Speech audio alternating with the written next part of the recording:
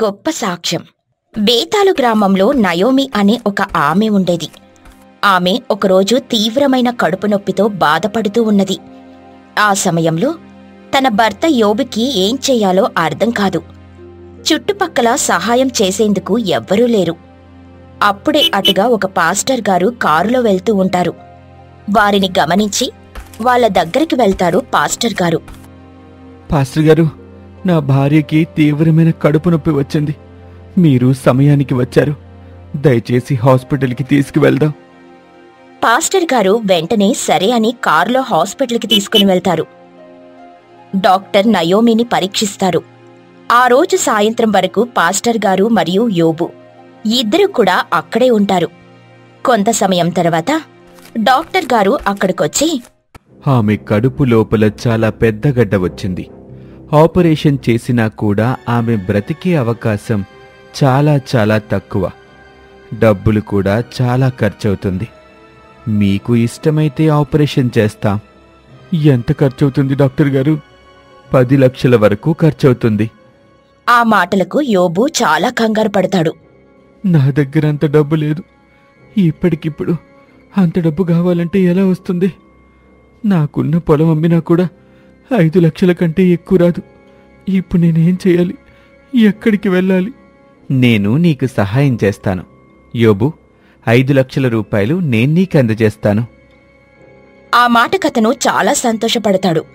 తర్వాత పాస్టర్ గారు మీ అబ్బాయికి కూడా విషయం చెప్పమని చెప్తాడు.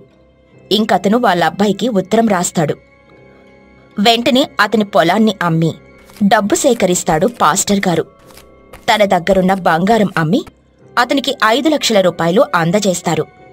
ఇక ఉత్తరం అందిన నయోమి కుమారుడు దానియేల్ వెంటనే బయలుదేరి తల్లి వద్దకు వస్తాడు. అతడు హాస్పిటల్లో ఉన్న తల్లిని చూసి ఏడుస్తూ ఉంటాడు. అతని తల్లి అతనికి ధైర్యం చెబుతుంది. అతను కొంత సమయానికి బయటకొస్తాడు. నయోమి ఏడుస్తూ ప్రార్థన చేస్తుంది. అయ్యా ప్రభువా, నేను నిన్నే నమ్ముకున్నాను. నా బిడ్డలు నా కోసం ఏడుస్తున్నారు, నిన్ను ప్రార్థిస్తున్నారు. నీ చిత్తమైతే నన్ను బ్రతికించు, లేకపోతే నీ సన్నిధిలో ఉంచు. నీ చిత్తానుసారం నేను బ్రతికినట్లయితే నువ్వు చేసిన గొప్ప కార్యాన్ని నేను సాక్ష్యంగా అందరికీ చెప్పగలను. నన్నొక సాక్షి బిడ్డగా నిలబెట్టు అని ప్రార్థన చేసుకుని విశ్రాంతి తీసుకుంటుంది. ఇక ఆమెకు ఆపరేషన్ చేయించుటకు డాక్టర్లు సిద్ధం చేస్తూ ఉంటారు. ఆ సమయంలోనే ప్రభువైన యేసుక్రీస్తు నయోమి దగ్గరికి వస్తాడు. నయోమి వైపు చూస్తూ, నా బిడ్డ, నీకు స్వస్థతనిస్తాను. నువ్వు నా సాక్షి బిడ్డగా ఉంటావు అని ప్రభువు తన చేతుల్ని తన పొట్ట మీద ఉంచుతాడు. అంతే, లోపల ఉన్న తన బాధ మొత్తం మాయమైపోతుంది. క్రీస్తు అక్కడ్నుండి వెళ్ళిపోతాడు. ఆమె ఒక్కసారిగా నిద్రలేస్తుంది.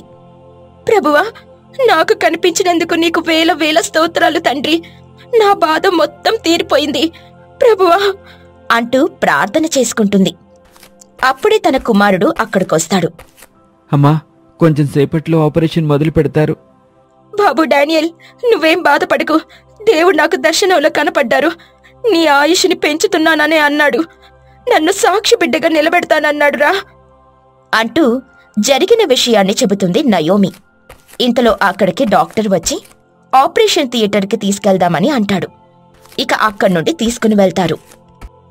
కొంత సమయం తర్వాత డాక్టర్ బయటకొస్తారు. యోబు, డానియల్, పాస్టర్ గారు ముగ్గురు అక్కడే ఉంటారు. వాళ్ళ ముగ్గురు కంగారుగా ఏం జరిగిందని అడుగుతారు. నేను ఇంత గొప్ప మిరాకిల్ని ఎప్పుడూ చూడలేదు. నిన్నటి వరకు ఆమె కడుపులో పెద్ద గడ్డ ఉన్నది, ఈ రోజు లేదు. అదే నాకు అర్థం కావటం లేదు. అందరూ కూడా ఆశ్చర్యంగా చూస్తూ ఉంటారు. డబ్బులు మీరు తిరిగి తీసుకువెళ్ళండి. కేవలం గదికి మాత్రమే డబ్బులు కట్టి వెళ్ళండి. ఆమెని ఇంటికి తీసుకువెళ్ళొచ్చు. ఆమెకి ఇప్పుడు ఏ రోగమూ లేదు అని డాక్టర్ గారంటారు. ఆ మాట విని అందరూ ఆశ్చర్యపోతారు. ఇక వెళ్లి ఆమెని కలుసుకుంటారు. నయోమి ఎంతో సంతోషంగా వారితో మాట్లాడుతుంది. అమ్మా, ఆపరేషన్ అవసరం లేదని డాక్టర్లు చెప్పారు. మన దేవుడు గొప్ప కార్యాన్ని చేశాడమ్మా. నాకు చాలా సంతోషంగా ఉంది. నిజంగా దేవుడు మన పట్ల గొప్ప కార్యం చేశాడు. నేను అస్సలు ఊహించలేదు ఇలాంటి గొప్ప కార్యం ఒకటి చేస్తాడని. దేవునికి అసాధ్యమైంది ఏమీ లేదు కదా. ఇక మనం ఇంటికి వెళ్దాం పదండి అని పాస్టర్ గారు చెప్తాడు. ఇక అందరూ కూడా వారికి రావాల్సిన డబ్బు హాస్పిటల్ నుండి తీసుకుని అక్కడి నుండి తిరిగి ఇంటికెళ్తారు. ఇంటికెళ్ళిన తర్వాత, పాస్టర్ గారు, సమయానికి మీరు మమ్మల్ని ఆదుకున్నారు. దేవుడు మాకు సహాయం చేశాడు. దేవుడు చెప్పిందే కదా నేను చేసింది. ఎదుటివారు కష్టంలో ఉన్నప్పుడు మనవంతు సహాయం చేయగలగాలి. నాకు ఉన్నంతలో నేను సహాయం చేశాను. అందులో నా గొప్పతనం ఏమీ లేదు. ఇక ఆ రోజు రాత్రి ప్రభువైన క్రీస్తు పాస్టర్ గారి దగ్గరికి వెళ్ళి, ఓ నా బిడ్డ మోషే, ఓ నా బిడ్డ మోషే, నీ యొక్క గొప్పతనాన్ని నువ్వు నిరూపించుకున్నావు. సహాయం చేయటంలో ముందున్నావు. ఇక నీ జీవితమంతా దినదిన అభివృద్ధి చెందుతుంది. నీ దుఃఖ దినములు మొత్తం సమాప్తమవుతాయి. ప్రభు, నీ దర్శన భాగ్యమే నాకు గొప్పది. ఈ ఒక్క గొప్పతనం చాలు ప్రభువా. మీరు ఇచ్చిన ధన్యత నాకు చాలు ప్రభువా. మోషే, దిగులు చెందకు. ఎవరికి ఏ సమయంలో ఏది కావలనో నాకు సమస్తమూ తెలుసును.